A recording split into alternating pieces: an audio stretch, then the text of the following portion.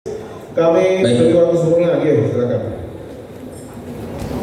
Alhamdulillah, mohon maaf, mungkin mudah-mudahan tidak terputus-putus pertanyaan. Bismillahirrahmanirrahim. Assalamualaikum warahmatullahi wabarakatuh. Pak, saya izin share screen terkait dengan pembahasan kita beberapa saat ke depan, insyaallah. Kemarin saya sudah mengirimkan materinya. Yang pertama ini mungkin apa yang akan kita bahas.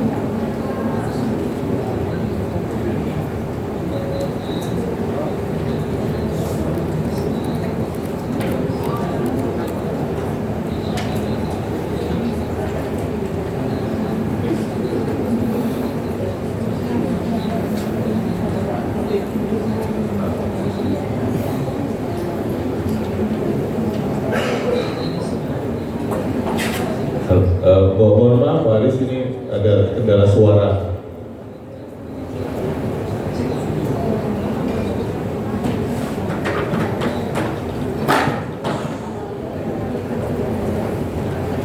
Pak Aris, mohon maaf, ada terkendala suara di sini. Ya.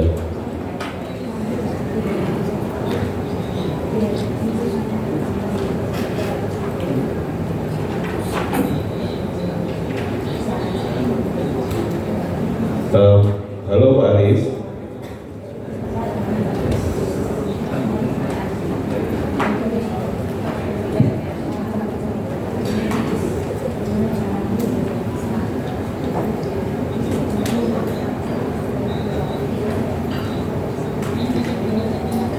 Halo, iya, saya tak.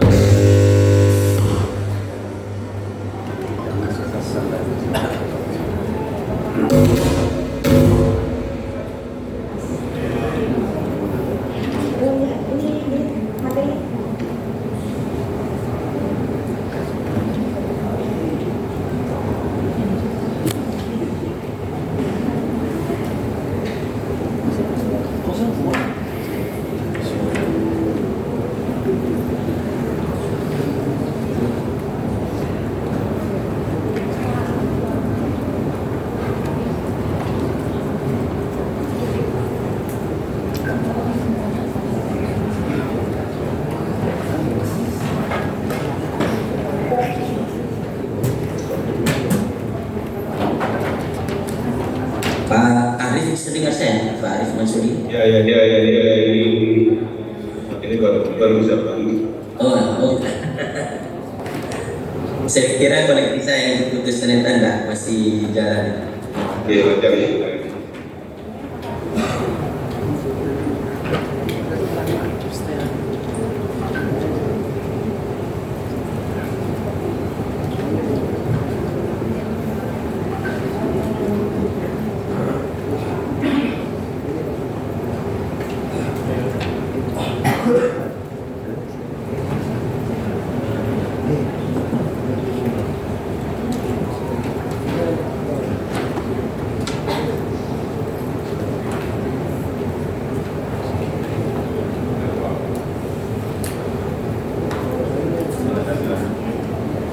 Perhatikan belum? Belum. Ini berat.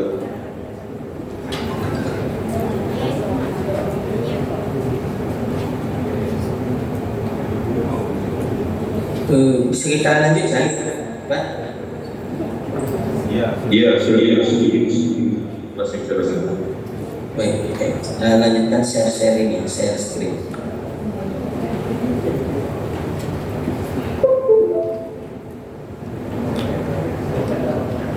Baik, mudah-mudahan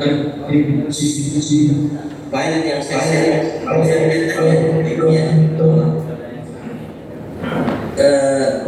saya ngomong ada story-nya atau Halo, Bapak Ibu apakah bisa mendengar? Bisa Pak, ini sudah lancar, insya Allah lancar ya. Ya. Pak Mu'alam bisa mendengar saya, Pak?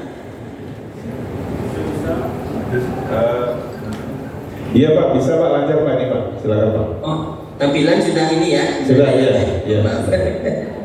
Alhamdulillah. Mohon maaf Bapak Ibu sekalian, baik, mudah-mudahan tetap lancar. Nah, jadi nanti Bapak Ibu bisa download peraturan 1591/2022 detail dari teknis, petunjuk teknis yang sudah dikeluarkan oleh Kementerian Agama.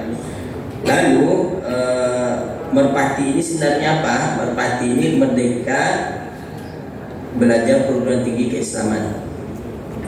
Dia itu portal yang mengkolaborasikan seluruh perguruan tinggi keislaman. Bapak Ibu bisa buka di websitenya Merdeka Belajar Perguruan Tinggi Keislaman yang tampilannya seperti ini. Alamannya merpati.kemenak.go.id. Jadi sebenarnya ini lebih portal kolaboratif sama seperti Spada Dikti, sistem pembelajaran daringnya Dikti, atau ada beberapa lagi kampus-kampus misalnya PTNBH itu mereka punya website portal yang untuk saling mempertukarkan pola pembelajaran. Di di Merpati ini kita menjalankan 9 kegiatan itu Bapak Ibu, yaitu pertama pertukaran mahasiswa, magang, kerja praktek, asistensi mengajar, dan seterusnya. Yang terakhir yang menjadi ciri kekhasan kita itu adalah kegiatan moderasi keberagamaan. Bagaimana detail detail kegiatan ini bisa ditawarkan secara, ada 2 tipe. Pertama itu ditawarkan oleh universitas kita, kemudian bisa bisa diambil oleh mahasiswa lain. Misalnya KKN tematik, kita punya program KKN membangun desa di satu tempat, kita kita tawarkan di portal, nanti mahasiswa lain bisa mengambil lalu dia memfollow apa yang kita jalankan di kampus kita. Begitu juga untuk seluruh kegiatan lainnya, secara umum seperti itu. Lalu tipe yang kedua nanti ditawarkan oleh Kementerian Agama, misalnya bekerja sama dengan instansi-instansi strategis, misalnya BUMN yang bekerja sama dengan Kementerian Agama, misalnya nanti akan dipublish di portal ini asistensi mengajar atau magang di perusahaan yang punya lembaga strategis tersebut. Nanti mahasiswa se-Indonesia bisa mengambil kegiatan tersebut. Nah, jadi itu secara umum. Yang pertukaran mahasiswa sebagaimana sudah kita ketahui, jadi mahasiswa kita mengambil inbound masuk ke kita, outbound keluar. Nanti bisa kita coba praktekkan di aplikasi ini. Jadi mahasiswa kita bisa mengambil di beda prodi satu universitas, beda prodi di beda universitas, atau sama prodi di beda universitas. Itu bisa diambil asal sudah ditawarkan di portal. Lalu kemudian khusus untuk pertukaran mahasiswa, karena kebutuhan aplikasinya agak banyak, jadi agak spesifik di aplikasi Merpati ini. Jadi dosen nanti dia punya akun sendiri yang bisa sebagai sistem administrasi akademik sederhana. Mahasiswa punya akun sendiri yang dia bisa mengambil mata kuliah atau kegiatan-kegiatan lainnya, apakah itu riset, proyek kemanusiaan dan lain sebagainya. Lalu kemudian yang paling pokok di situ pengelola utamanya adalah admin prodi. Nah, admin prodi ini otoritas akunnya, dia bisa semuanya bisa dilakukan di sana.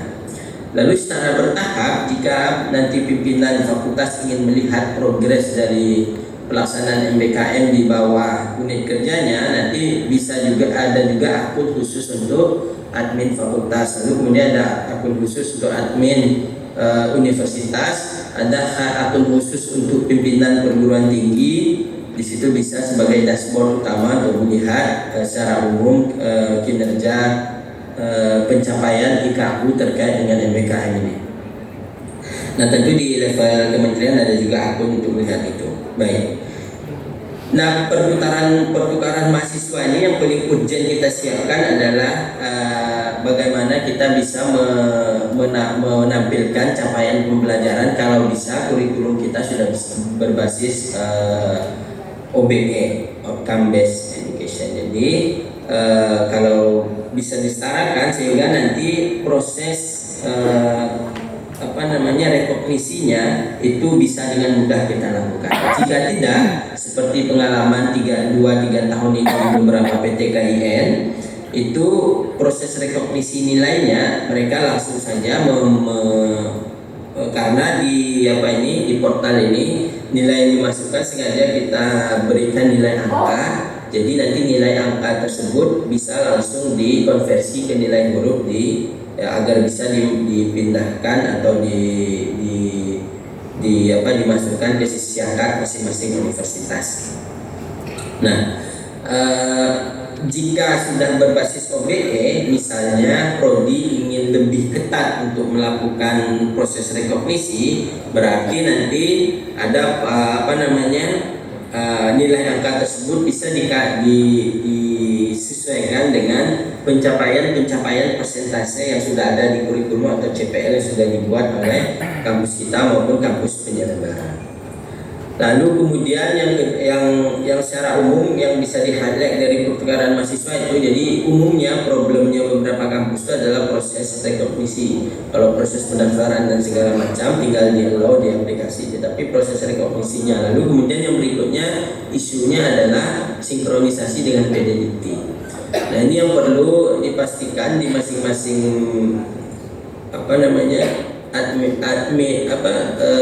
bagian akademik di kampus kita masing-masing, bahwa sudah menyiapkan rumah MBKM-nya ketika mau akan sinkronisasi ke PDDT.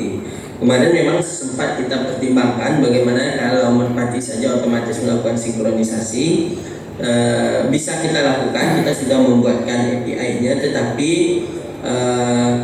kami mengkhawatirkan nanti ketika nilai yang sudah dikonversi itu ada perubahan atau ada proses rekognisi lebih detail dari prodi, semestinya prodilah yang menentukan nilai akhirnya. Nah, ketika dimasukkan ke sistem, sebenarnya sistem otomatis bisa mengupload ke PDDT, ke feeder PDDT. Nah, oleh sebab itu sekarang yang kita siapkan bridgingnya, kita punya aplikasi API-nya yang bisa nanti admin akademik universitas itu kalau mungkin khusus pelatihannya, nanti kita berikan petunjuknya, dia bisa menarik secara otomatis seluruh nilai, nama mahasiswa, NIM dan segala macamnya terkait dengan mahasiswa mereka, mahasiswa yang mengambil di luar. Nanti otomatis bisa disinkronisasi dengan siakat masing-masing. Lalu dari siakat masing-masing, sistem administrasi akademik kita masing-masing otomatis menggunakan feeder yang untuk dimasukkan ke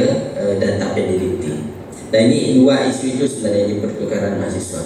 Lalu berikutnya Bapak Ibu secara singkat, magang ini polanya nanti kalau di aplikasi Merpati ada dua. Pertama, magang yang disediakan oleh kementerian yang bekerja sama dengan lembaga strategisnya, nanti akan ada di portal, seluruhnya bisa mengambil. Yang kedua, magang atau kerja praktek yang disediakan oleh masing-masing universitas yang dia berkeinginan untuk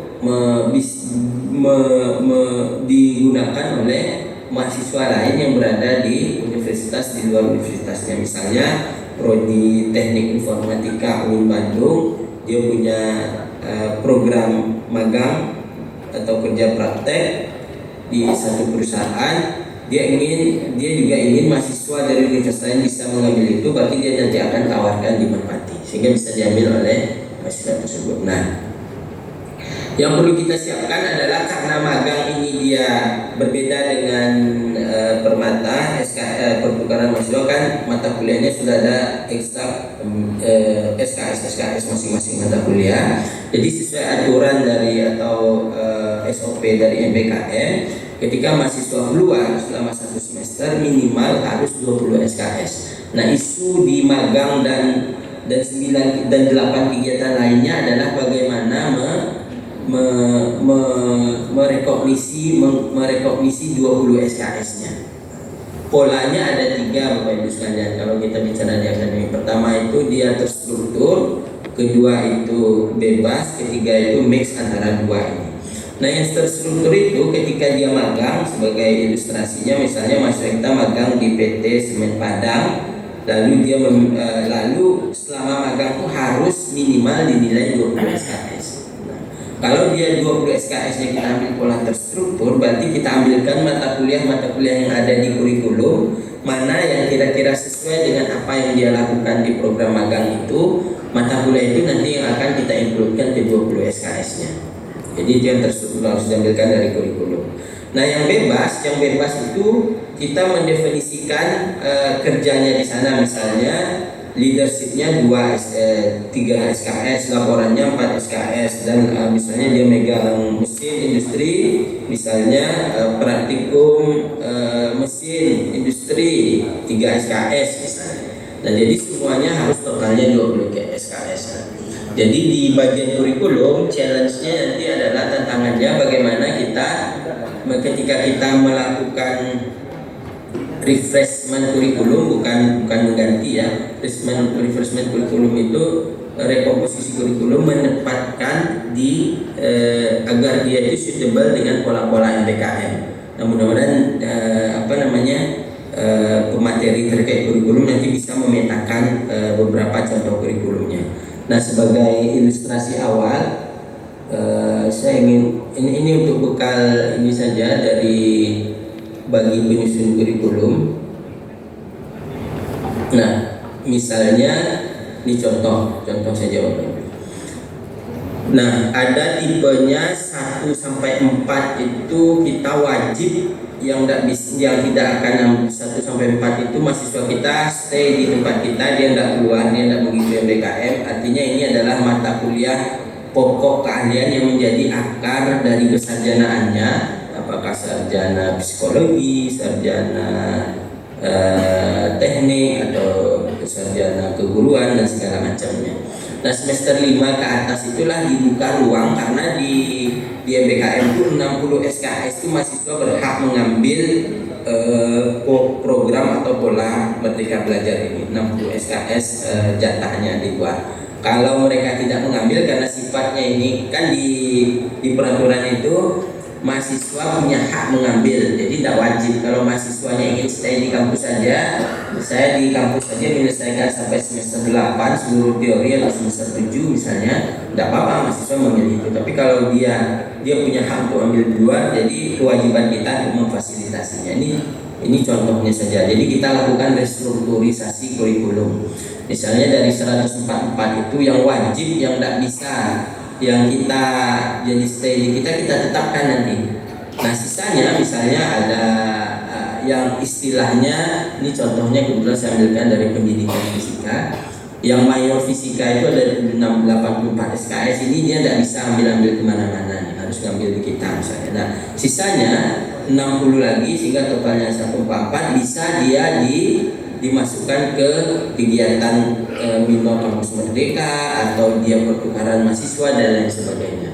Nah, peta ini perlu disiapkan agar prodi lebih jadi nanti pertanyaan-pertanyaan muncul itu dari prodi, biasanya mata kuliah apa yang bisa kami tawarkan misalnya. Jadi pertanyaan itu bisa terjawab ketika kita sudah melakukan pemetaan di kurikulum kita. Kalau bahasanya MBKM itu restrukturisasi kurikulum. Jadi distrukturkan ulang kurikulum itu, diposisikan dia pada tempatnya. Nah, ini challenge untuk melaksanakan, saya kembali lagi ke slide yang tadi, untuk melaksanakan 8 kegiatan lainnya. Jadi jurisprudensi saja semuanya, magang juga seperti itu. Jadi 20 SKS-nya harus kita tawarkan. Nah, pola menawarkan jadi ada 3 macam ya Bapak Ibu. Yang pertama itu terstruktur berarti kita ambilkan dari mata kuliah. Bebas itu kita definisikan mata kuliahnya, misalnya ada kepemimpinan, laporan, atau pengelolaan kelas misalnya dan lain sebagainya. Nah, jadi diberikan SKS bobot itulah nanti dikonversi ke 20 SKS-nya. Lalu tipe mix ini yang ketiga, satu kita ambilkan, kita gabungkan dari mata kuliah yang ada atau dari yang tadi bebas kita definisikan SKS-nya. Nah, outputnya tentu bisa berupa laporan, bisa berupa nilai dan lain sebagainya. Nah, ini untuk magang kerja praktek. Kalau asistensi juga polanya sama Bapak Ibu. Nah, kalau di sistem khusus asistensi ini nanti akan ada dosen pembimbing luar yang dia bisa memberikan note atau logbook di sistem merpati. Jadi kita akan coba praktekkan. Penelitian juga seperti itu. nanti harus ada dosen pembimbing di lapangannya. Nanti akan kita buat prodi akan buatkan akun untuk dosen pembimbing lapangannya sehingga bisa memasukkan nilai. Lalu mahasiswa bisa mengisi logbook di sana, dosen juga bisa memberikan catatan sehingga memudahkan ketika dilakukan monet, apakah itu oleh LPM atau oleh prodi itu sendiri, bahwa penelitian itu memang sudah berjalan sesuai dengan apa yang ditetapkan. Studi proyek independen juga seperti itu, polanya sama Bapak Ibu. Nanti ada tempat untuk memberikan catatan bagi dosen-dosen pembimbing. Proyek kemanusiaan juga sama polanya, tantangannya dari semua kegiatan ini sampai dengan kegiatan moderasi beragama adalah bagaimana kita mengkonversi 20 SKS-nya, karena kalau mahasiswa sudah keluar dari kampus selama 6 bulan itu minimal 20 SKS harus dia dapatkan. Nah, mata kuliahnya inilah yang harus kita restrukturisasi di kurikulum kita.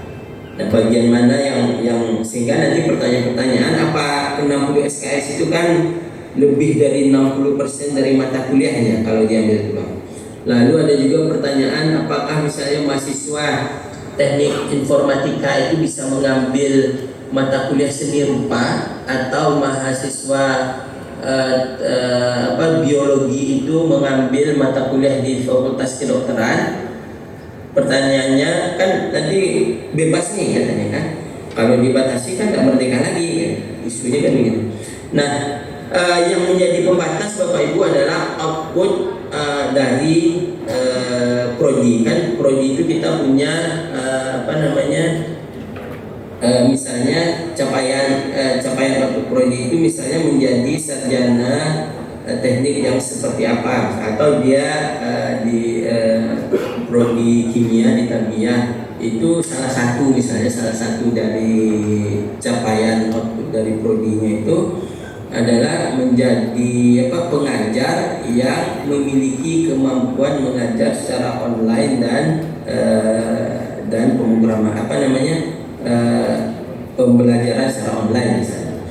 Nah, untuk itu mahasiswanya perlu mengetahui bagaimana menjalankan sistem pembelajaran online. Dia perlu belajar misalnya pemrograman dasar di teknik informatika. Nah, dengan adanya arah seperti itu, maka bisa dia mengambil mata kuliah yang tidak ada di kurikulumnya tarbiyah kimia tadi. Dia ambil keluar, tapi mata kuliah yang sangat berbeda itu bisa dilakukan. Atau misalnya riset mahasiswa informatika itu membuat aplikasi di bidang medikal misalnya, dia perlu pengetahuan anatomi, berarti dia bisa mengambil mata kuliah anatomi di fakultas kedokteran. Ini contohnya. Jadi constraint-nya apa? Constraint-nya adalah capaian pembelajaran atau output profiling output dari prodi kita. Misalnya tidak ada profiling output kita terkait hal tersebut, jadi prodi bisa tidak mengapprove mata kuliah yang diusulkan oleh mahasiswa tersebut. Jadi yang di-approve oleh prodi, makanya di Merpati ini mahasiswa mengambil mata kuliah kita serahkan, lalu nanti harus di-approve oleh dosen pembimbing akademis. Tentu standar pembimbing akademis mengelau atau menolak itu adalah sesuai dengan arah riset atau sesuai dengan profiling output prodi misalnya. Prodi juga begitu. Nanti akan ada satu di admin prodi, dia harus mengelau apa yang diajukan oleh mahasiswa tersebut sehingga mahasiswa bisa mengambil mata kuliah tersebut. Jadi kalau ada pertanyaan, boleh tak Pak kami mengambil mata kuliah seperti ini? Nah, kita kembalikan ke profiling output prodi kita. Kira-kira sejalan apa tidak? Kalau sejalan berarti kita bisa mengapprove mata kuliah tersebut. Karena bisa saja mata kuliah yang diambil itu tidak ada relasinya sama sekali dengan profiling output prodinya. Jadi bisa kita tolak mata kuliah yang diambil tersebut. Nah, tetapi Bapak Ibu pengalaman dalam 2,5 tahun ini rata-rata sebenarnya kebanyakan mahasiswa itu kalau khusus untuk permata mengambil mata kuliah, khusus untuk pertukaran mahasiswa mengambil mata kuliah yang berbeda tetapi di prodi yang sama, biasanya begitu. Sehingga kita rekomendasinya ada. Nah, ini untuk 9 kegiatan Bapak Ibu sekalian, mudah-mudahan bisa diinikan sebagai pengantar diskusi. Nah, berikutnya alur umumnya apa? Nah sekarang saya minta Bapak Ibu buka website kita yang ini Bapak Ibu, Merpati Kemenak.go.id /training. Jadi kita sudah siapkan satu website khusus untuk training. Tampilannya nanti mestinya seperti ini tampilannya, yang ada training. Kalau Bapak Ibu nggak masuk ke training, itu tampilannya yang ini, yang seperti ini.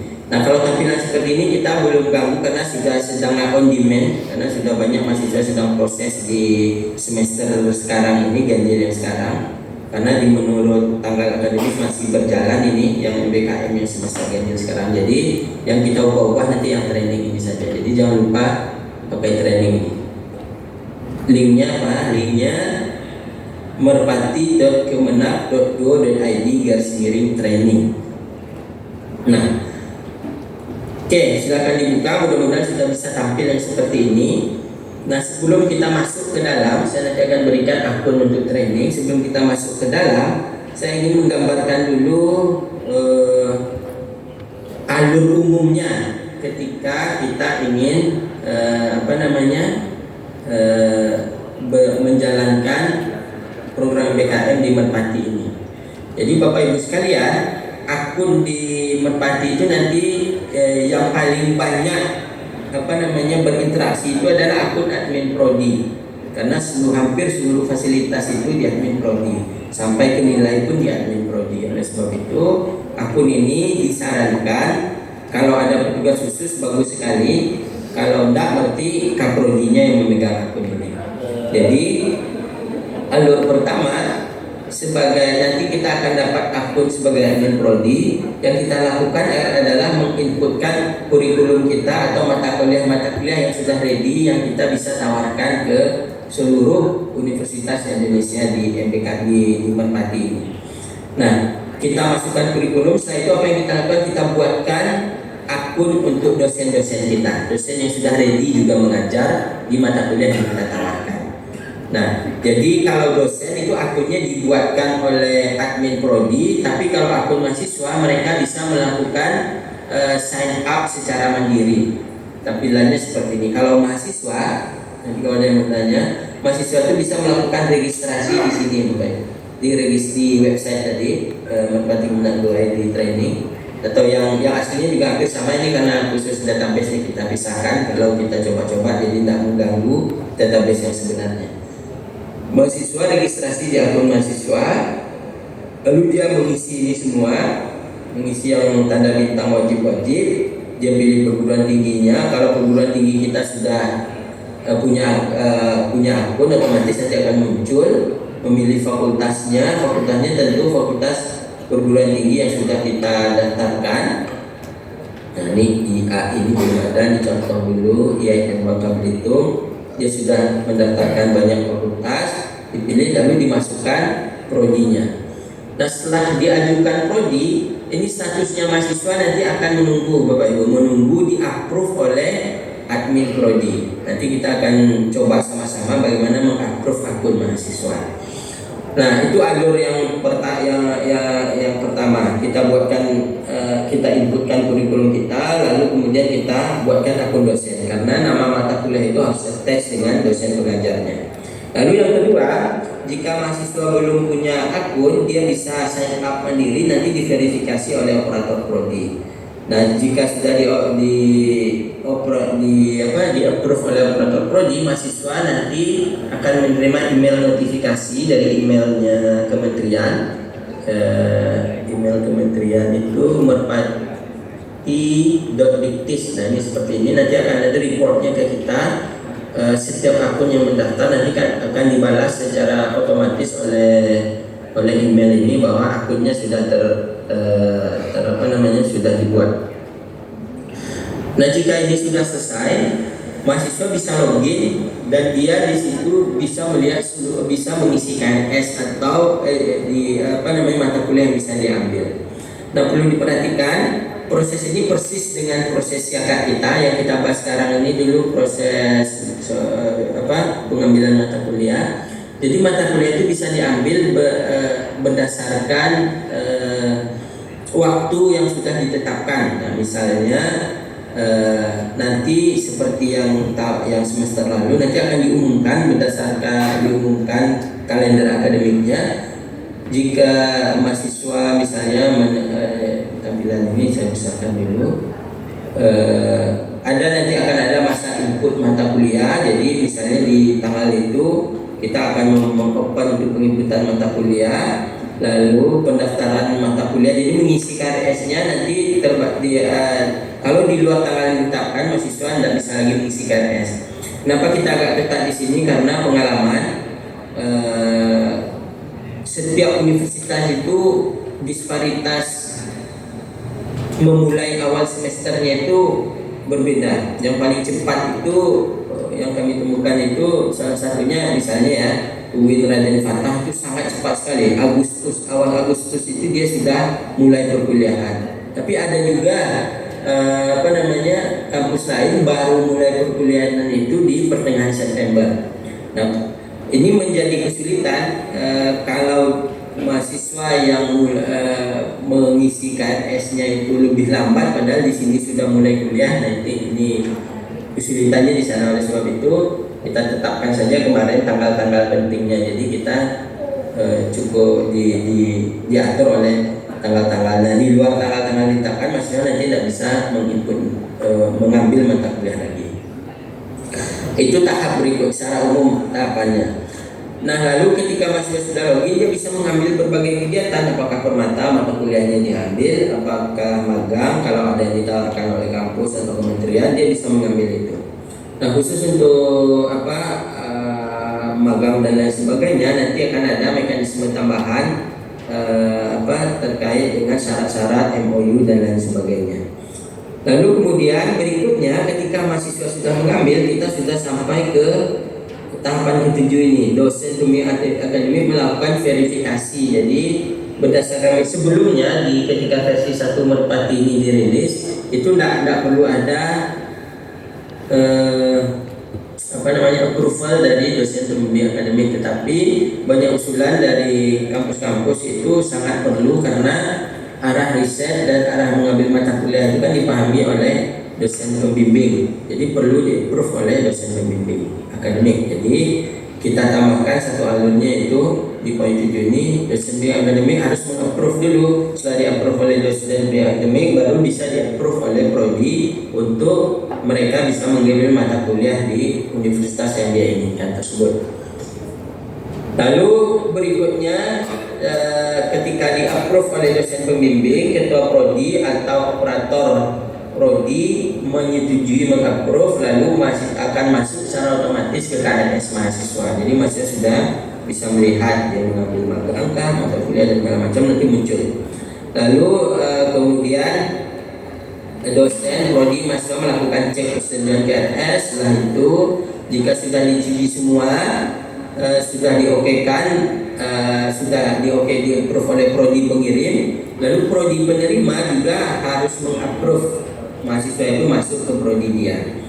Karena biasanya prodi penerima kemarin berdasarkan permintaan akhirnya kita akomodir di aplikasi. Misalnya UIN Bandung itu menerima mata kuliah informatika medis hanya 10 orang misalnya. Nah, kalau ada yang mengambil 15 karena dia kan ingin menggabungkan dengan kelas regulernya. Jadi pelaksanaannya bisa online, bisa offline, bisa hybrid. Nah, yang misalnya yang pelaksanaan hybrid dia kasih kuota hanya 10, berarti kalau mendaftar 15 berarti dia harus melakukan proses seleksi. Makanya harus ada approval dari prodi penyelenggara.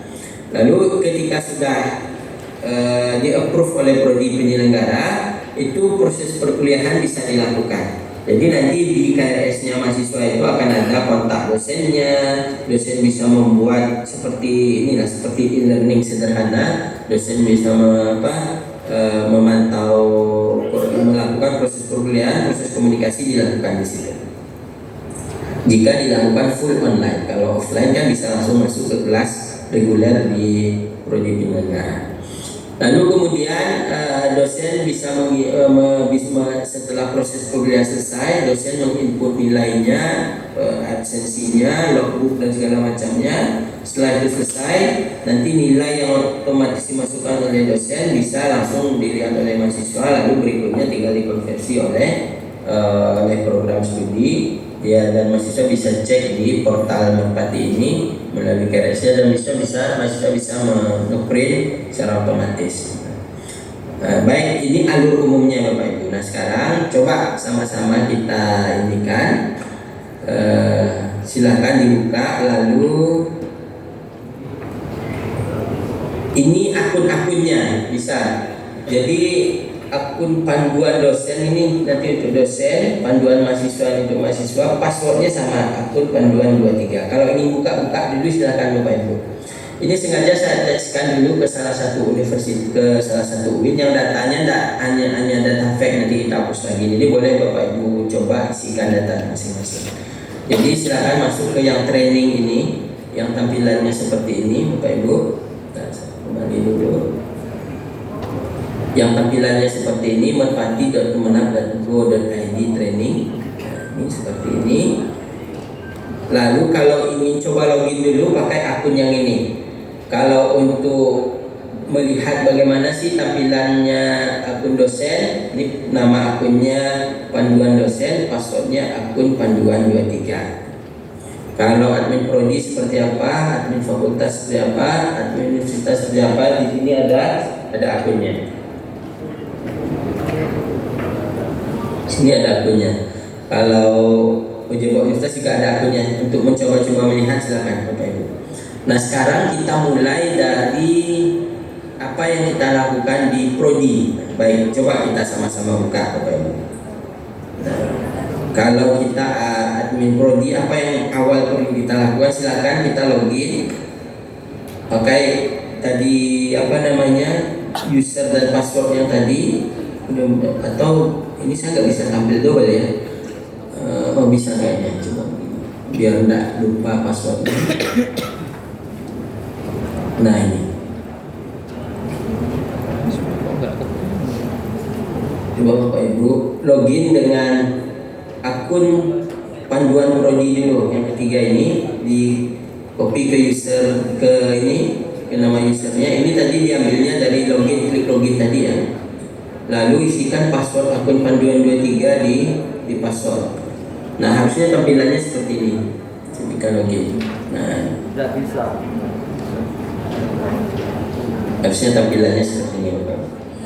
Jadi kalau kita sebagai akun prodi, nah mudah-mudahan nanti yang pegang laptop sekarang di ruangan, di tempat pelatihan, mudah-mudahan nanti bisa jadi memang admin prodi, jadi sudah tinggal menjalankan. Ini saya sengaja attachkan akunnya.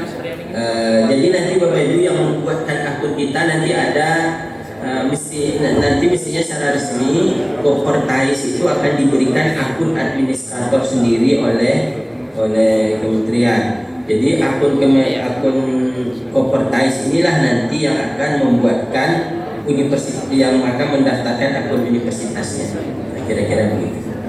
Nah jadi sementara karena ini banyak universitas, jadi belum ada di database. Sementara saya sengaja attachkan ke prodi hanya elektro, fakultas sains teknologi Uin Suskaryau ini. Jadi kalau Bapak Ibu buka akun panduan prodi tadi, tampilannya seperti ini. Apa saja di sini yang bisa dilakukan oleh admin prodi? Dia mendaftarkan mata kuliah, mendaftarkan kurikulum, membuat akun dosen, membuat akun mahasiswa, memverifikasi akun dosen, memverifikasi akun mahasiswa, menerima pengambilan pendaftaran mata kuliah mahasiswa yang kita kirimkan keluar, menerima mahasiswa luar yang mengambil ke mata kuliah di prodi kita, lalu mendaftarkan kegiatan 9 kegiatan, apakah asistensi, kegiatan dan macamnya, menerima orang untuk mengambil kegiatan tersebut, kemudian menginput nilai. Nah ini kira-kira fasilitas yang di pojok kiri ini. Nah ini petanya seperti peta aplikasi. Jadi yang di sini adalah fasilitasnya. Baik, bagaimana kita implementasinya? Yang pertama kita masukkan dulu mata kuliah kita. Nah mata kuliah, Bapak Ibu ambil di mata kuliah ini. Sedangkan kalau untuk tambah ini Ada di grup Pak, ada di grup. Silakan. gimana Bapak Ibu? Mohon maaf Sudah. Pak Haris, ini teman-teman lagi screenshot akun sama passwordnya, Pak. Ya. Panduan dosen, panduan mahasiswa, panduan prodi, panduan fakultas, panduan universitas, panduan pejabat univ. Begitu ya Bapak Ibu ya. Passwordnya akun panduan 23. Itu sudah saya ketik, saya tulis di grup. Silakan lihat di grup masing-masing di grup. Ini mohon izin Pak Haris, biar kami mencoba mungkin 1 menit dulu. Bapak Ibu silakan mencoba masuk ke panduan mahasiswa dulu Pak ya. Panduan prodi ya. Ini dulu Pak. Apa? Oh iya, panduan prodi dulu, silakan masuk dulu. Ya.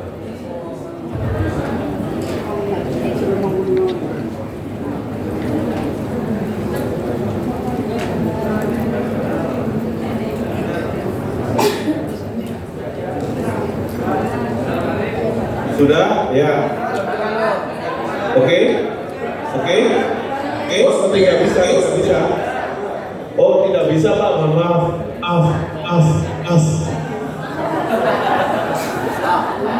Sudah bisa? Ya, baik. Ada yang bisa, ada yang tidak bisa, tergantung apa perbuatan. Mohon maaf Pak, ini silakan diketik untuk training ini di username-nya itu adalah panduan prodi, passwordnya adalah akun panduan 23. Bisa? Akun panduan 23.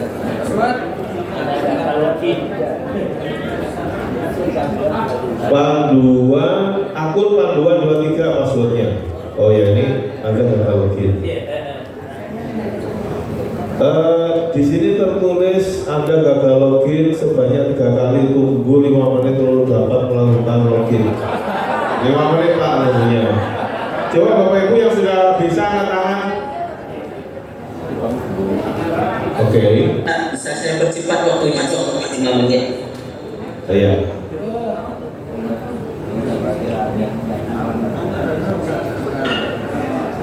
Pastikan ketik-ketikannya sudah betul ya. Coba.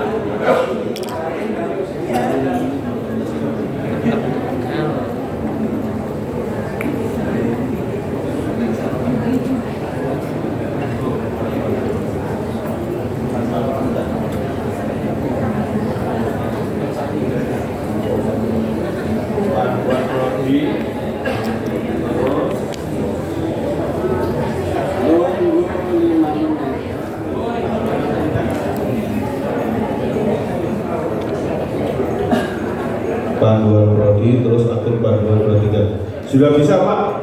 Sudah bisa. Pokoknya kalau di komputer ini sudah bisa, berarti yang lain harusnya bisa. Silakan lanjut Pak Haris. Siap, Pak. Baik, ini masih saya share screen-nya. Jadi tampilan, jadi kalau gagal nanti saya coba bisa saya apakan di adminnya di sini. Nah sekarang harusnya tampilan kita di sini, tampilan kita sebagai admin prodi. Nah ini Bapak Ibu. Nah apa yang kita lakukan? Pertama kita tahapannya sesuai tahapan tadi, karena dia berkalian, kalau nggak ada mata kuliah, nggak ada lesson, nanti nggak bisa kita create. Sekarang kita masing-masing masukkan mata kuliah, terserah mata kuliahnya, disimulasikan aja.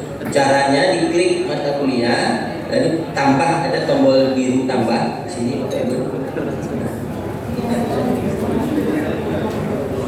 Kita klik tombol tambah, tampilannya muncul seperti ini sudah.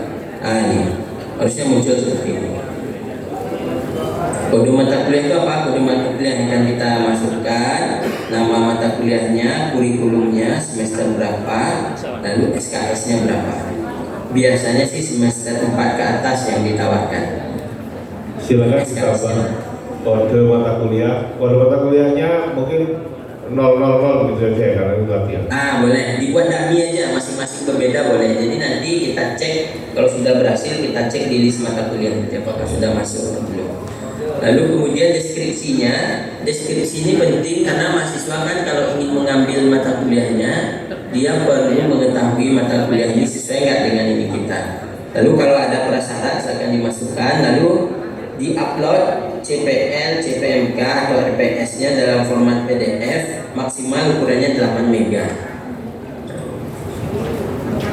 Setelah itu langsung bisa disimpan, Bapak.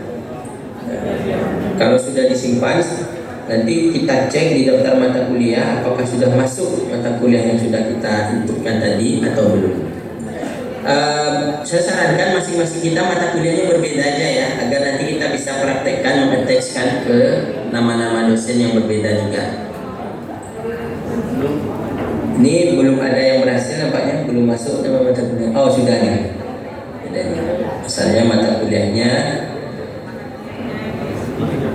hukum pembuktian, dan masuk semester 5 2023.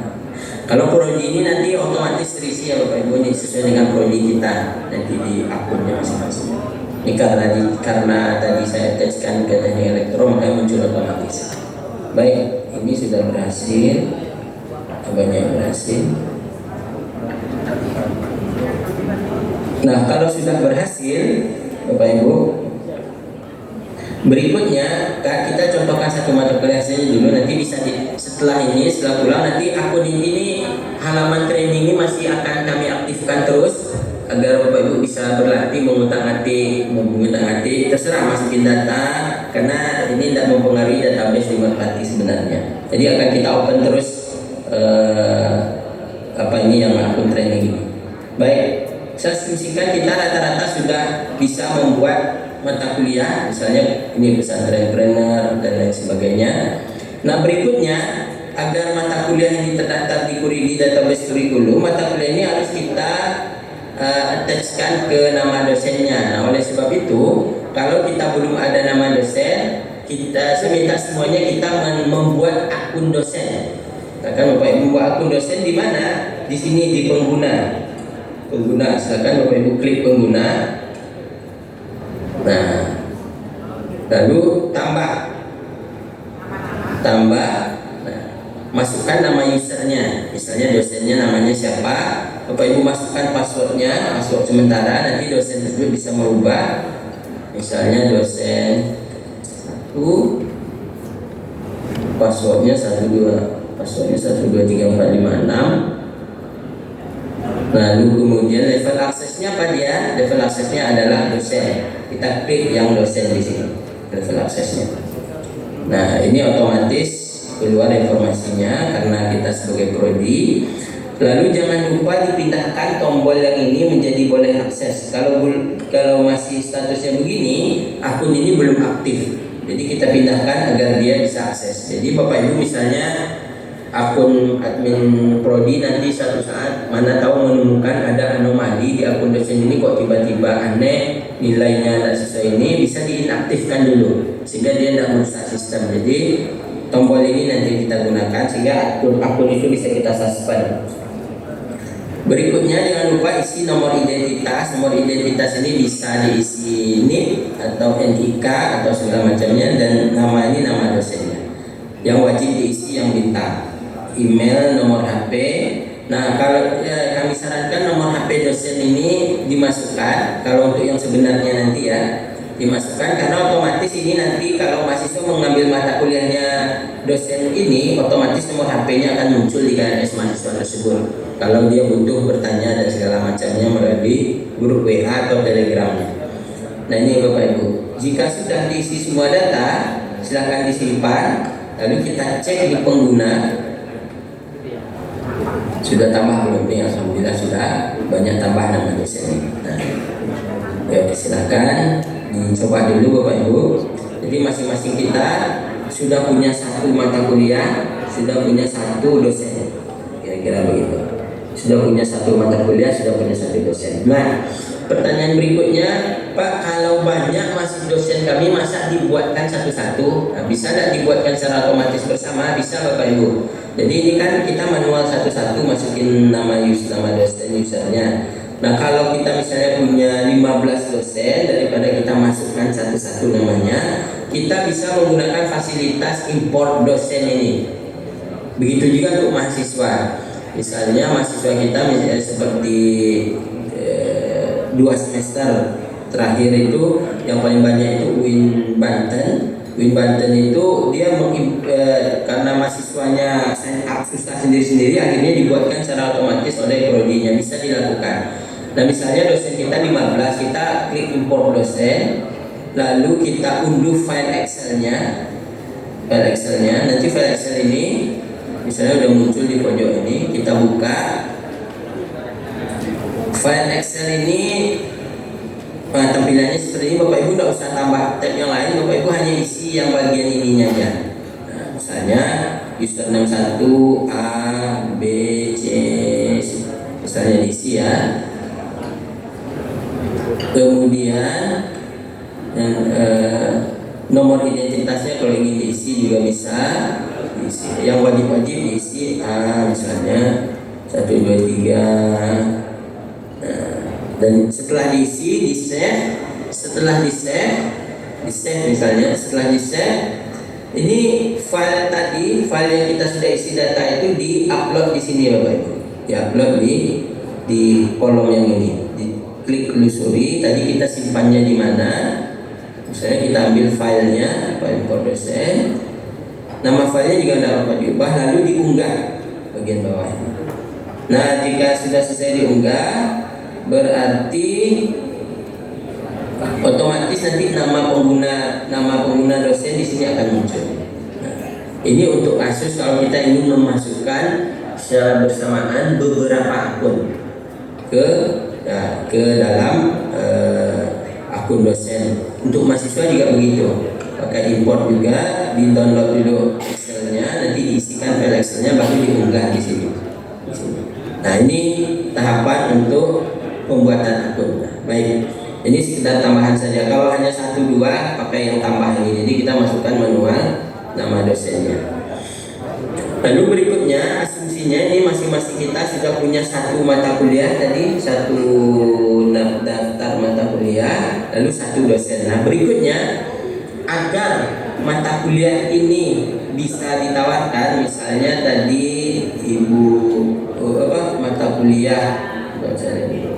mata kuliah akuntansi ini agar bisa ditampilkan di halaman utama atau bisa diambil oleh mahasiswa di luar kampus kita. Nanti Bapak Ibu sekalian sebentar. Merpati. Nah, di portal utamanya Merpati kan nanti akan muncul nih lambang kampus kita, lalu muncul nama mata kuliahnya, bisa difilter berdasarkan fakultas dari semua universitas. Nah, akan muncul dia di sini di depan ini di list mata kuliah ini. Kalau hanya baru kita daftarkan seperti tadi belum akan muncul. Nah, biar dia muncul dan bisa kita tawarkan, kita melakukannya di sini. Nah, kita melakukan pembuatan kelas. Silakan Bapak Ibu, kita coba sekarang pembuatan kelas di kelas mata kuliah ini. Lakukan tambah, kemudian pilih mata kuliah yang tadi masing-masing kita buat. Mata kuliahnya apa? Ini contohnya as wajah. Lalu ini kelas, misalnya kelas ABC, ini tergantung kebijakan masing-masing prodi. Pilih dosen, pilih nama dosen yang tadi kita sudah buat. Ini siapa gitu. Nah, pilih nama dosennya. Misalnya saya ambil mata kuliah pembelajaran teknik andalan, pengajarnya ini misalnya. Lalu Bapak Ibu pilih jadwal kuliahnya kapan. Misalnya hari Senin jam berapa sampai jam berapa, jam 11 sampai 14. Lalu kuotanya berapa? Jangan lupa kuota ini kebijakan prodi. Dari mana ngisi kuota kebijakan prodi? Setelah misalnya kan nanti prodi nawarkan nih ke dosen-dosen. Bapak Ibu, siapa yang berminat mata kuliah pilihannya atau mata kuliah yang diampu itu kita tawarkan ke Merpati ya. Siapa yang berminat, ada 2-3 orang dosen kita buatkan akunnya, kita daftarkan mata kuliahnya seperti langkah tadi. Lalu kira-kira kuotanya berapa diberikan. Nah, kuotanya tentu diputuskan oleh prodi. Anggaplah kuotanya misalnya 10 mahasiswa. Nah, kalau ada mendaftar lebih nanti prodi lah yang memutuskan siapa yang diterima, siapa yang enggak. Kira-kira begitu. Lalu kalau ada pertanyaan yang diterima itu apa kriterianya, itu diserahkan sepenuhnya ke prodi untuk menerima mahasiswa jika yang masuk itu melebihi kuota. Nah, silakan disimpan Bapak Ibu. Kalau sudah disimpan mata kuliahnya, sekarang kita cek. Misalnya saya buat satu. Kita cek di halaman utama Merpati Training. Sudah keluar enggak di sini mata kuliahnya?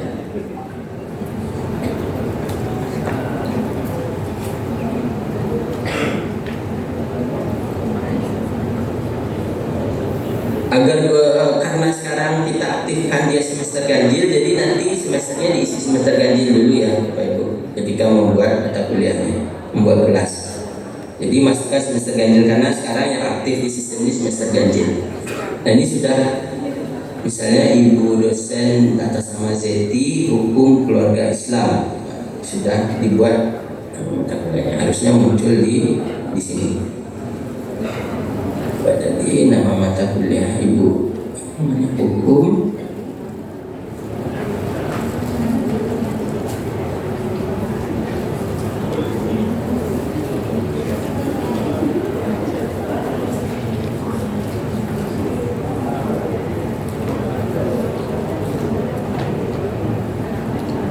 Keluarga Islam.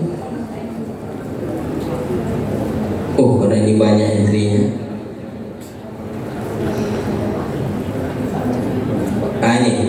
Yang Ibu Zeti Novitasari itu sudah muncul, kuotanya 10 sudah muncul di sini. Nah, jadi mahasiswa bisa mempelajari, cuman mungkin tadi belum diupload CPL-nya, makanya belum muncul nih di sini. Nah, Bapak Ibu, jika sudah berhasil pada tahapan memasukkan kelas ini, Bapak Ibu pastikan dia sudah muncul di halaman utama. Silahkan cari mata kuliahnya di halaman utama Merpati Kemenag.id Training. Yang halaman utamanya, bukan halaman yang sudah login. Cari, kalau ingin cepat ketik namanya di pojok sini, di pencarian sini. Nah, dicari data yang ini. Nah, jadi begitu keluar semua ini, pasti dia nanti akan otomatis keluar di halaman utama. Nah, jika sampai tahapan ini, artinya mata kuliah yang kita tawarkan ini sudah bisa dilihat dan dipropos untuk diambil oleh student dari seluruh member atau anggota dari Merpati, seluruh mahasiswa yang punya akun di Merpati. Nah, baik tadi yang sudah kita lakukan, mengisi kurikulumnya, memasukkan nama mata kuliah, kemudian membuat akun dosen, lalu mempraktekkan membuat mata kuliah. Nah, sekarang kita coba sebagai mahasiswa. Nah, kita log out dulu. Nah, ini kita coba praktekkan kalau mahasiswa dia mengambil mata kuliah yang sudah kita buat tadi. Nah, contohnya begitu. Nah, Bapak Ibu log out dulu, lalu login lagi sebagai mahasiswa. Usernya apa tadi sebagai mahasiswa ini? User sebagai mahasiswa itu panduan mahasiswa. Coba Bapak Ibu login panduan mahasiswa.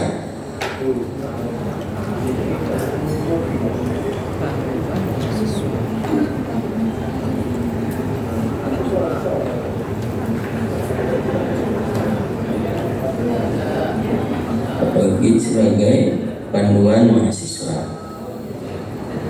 Nah, saya login sebagai panduan mahasiswa.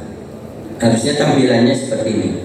Nah, jadi kita sekarang jadi mahasiswa nih. Kalau kita mahasiswa, nanti yang akan muncul seperti ini. Sebenarnya masih terputar.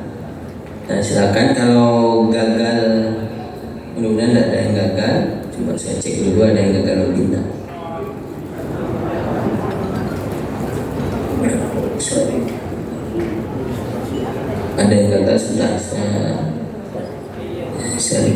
dulu semuanya biar nggak gagal, biar nggak nunggu 5 menit. Oke, sudah nih. Bahkan kalau ada gagal lagi nanti saya bisa extend waktunya. Nah, kita sekarang sebagai mahasiswa, login sebagai mahasiswa. Tampilannya seperti ini. Apa aja nanti yang bisa dilihat mahasiswa, bisa diklik-klik, dicek. Ini rencana studinya berisi informasi mata kuliah yang sudah dia pilih dan yang sudah dia approve. Kemudian kartu studinya, lalu kemudian bisa mengubah profil, informasi dirinya, mengubah password dan lain sebagainya. Nah, sekarang Bapak Ibu mudah-mudahan tidak lupa, tadi kan sudah create nama dosen dan passwordnya ya. Mohon diingat nanti kita login sebagai dosen itu dari akun yang kita buat itu.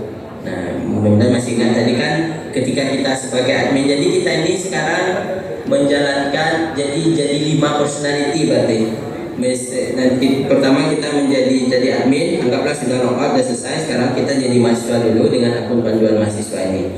Nah, silakan Bapak Ibu buka. Nanti setelah ini kan kita akan perhatikan bisa mengambil mata kuliah yang mata kuliahnya tadi sudah kita buat dengan nama dosen yang kita buat. Nah, nanti dosen tersebut akan di-approve oleh dosen pembimbing. Itu mohon diingat nanti akun dosennya. Nah, sekarang kita coba dulu sebagai mahasiswa apa yang dia lakukan. Nanti mahasiswa nanya ke kita. Nah, mahasiswa kan melihat informasi mata kuliah, dia tertarik, misalnya dia ingin mengambil, dia mau lihat dulu informasi ada nggak yang cocok dengan saya di UIN di UIN Imam Bonjol. Dia klik lambangnya, nanti akan muncul seluruh fakultas yang sudah didaftarkan UIN Imam Bonjol dan fakultas mana saja yang menawarkan. Kebetulan UIN Imam Bonjol ini tidak ada, kita coba yang banyak itu biasanya Malang. Nah, UIN Malang misalnya, fakultas yang menawarkan apa? Kita ingin yang tarbiyah misalnya. Ini sudah muncul nih semuanya.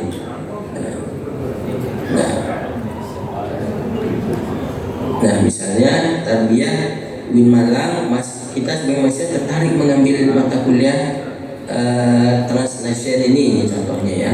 Oh, ada 2 kuota, gimana cara daftar? Nah, mahasiswa masuk ke loginnya, masuk ke bagian rencana studi. Oh, ini sudah pada ambil mata kuliah nih, alhamdulillah bagus. Pilih mata kuliah. Nah, cari mata kuliah yang diinginkan. Jadi mata kuliah apa tadi? Masing-masing kita kan sudah buat mata kuliah, dipilih mata kuliah itu, lalu di-OK-kan. Misalnya ini, diklik mata kuliahnya. Nah, lalu akan muncul seperti ini. Nah, ini masing-masing kita sedang ngambil. Nah, pertanyaannya ini belum disetujui oleh PA, disetujui oleh pembimbing akademis. Nah, Bapak Ibu, kita ingin tahu mahasiswa yang namanya panduan mahasiswa ini pembimbing akademisnya siapa. Nah, untuk mengetahui itu kita bisa login sebagai admin prodi. Atau begini, biar kita tidak satu mahasiswa mengambil banyak, sekarang kita buat akun mahasiswa sendiri yang kita saja yang akan kita pegang. Misal, karena ini kan yang saya contohkan panduan mahasiswa. Bapak Ibu ingin membuat akun mahasiswa baru, nanti yang ambil mata kuliah bisa dilakukan di admin prodi. Atau kalau mahasiswa biasa kan dia harus registrasi. Kalau Bapak Ibu sendiri sebagai admin prodi, silakan Bapak Ibu buat sendiri akun mahasiswanya. Yang saya contohkan di pengguna, kita buat buat akun mahasiswa. Karena kalau satu akun nanti kebanyakan mahasiswanya mengambil SKS kan tertutup, dia ada batasnya satu semester 24 SKS misalnya. Karena kita ingin simulasinya ramai-ramai, pasti banyak nanti akhirnya nggak bisa kita approve. Nah, sekarang saya minta Bapak Ibu buat akun mahasiswa sendiri dan passwordnya sendiri. Level akunnya adalah mahasiswa. Nah, diisi dummy saja Bapak Ibu. Lalu kemudian akun mahasiswa tersebut, misalnya ini mahasiswa, lalu passwordnya 12345, lalu dia sebagai mahasiswa. Nah, Bapak Ibu lekatkan mahasiswa ini ke dosen pembimbingnya siapa. Dan lekatkan ke dosen, nama dosen yang kita buat tadi. Misalnya siapa, kita lekatkan namanya ke situ. Misalnya Didin Sirojudin. Nah, jadi nanti tadi kan kita sudah buat akun dosen ya Bapak Ibu ya. Akun dosen itu kita ingat passwordnya, lalu jadikan akun mahasiswa yang kita baru buat ini, dosen pembimbingnya adalah yang dosen yang tadi kita buat. Nah, apa maksudnya ya? Sehingga nanti dosen kita login bisa mengapprove mahasiswa tersebut. Nah, silakan Bapak Ibu lakukan. Jadi buat akun mahasiswa, lalu pilih dosen pembimbing akademiknya adalah nama dosen, akun dosen yang tadi kita buat masing-masing. Nah, setelah itu disimpan. Lalu kita ingin kita ingin melihat, tadi saya lupa siapa sih pembimbing akademiknya panduan mahasiswa itu. Misalnya dosen PA-nya bisa kita lihat di aksi sini.